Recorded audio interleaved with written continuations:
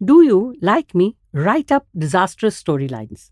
My mind resembles a movie where I can imagine every scenario in 1,000 ways and replay events over and over again.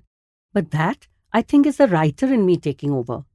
But if you are overthinking so much that it is killing your objectivity, intent, and peace of mind, then indeed it is one of the worst things you can do to yourself.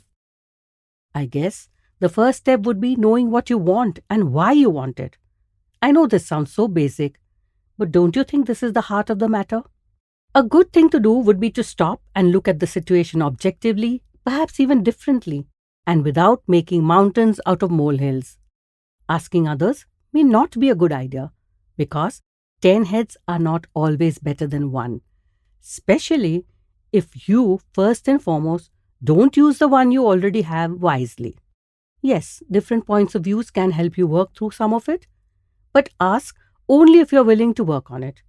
Our biggest problem is that we ask, but we never accept the suggestion, and sometimes we never ask for what we want because we fear a negative answer and then begin to imagine the worst. There is always going to be ups and downs and a fair share of misunderstandings in life.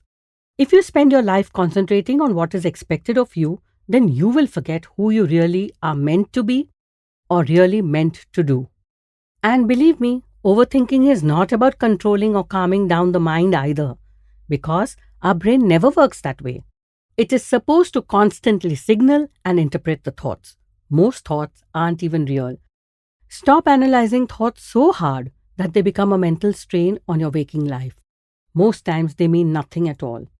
If you look back, you will realize that most of what you imagined was just the overactive brain pulling random thoughts and images and creating a jumbled up, mixed up blockbuster of all the things that you have either read, heard, seen, or felt during the day.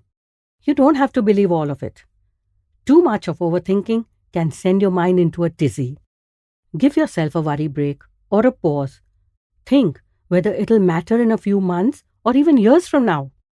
Most important of all, definitely stop worrying about what people think about you, because chances are they are not.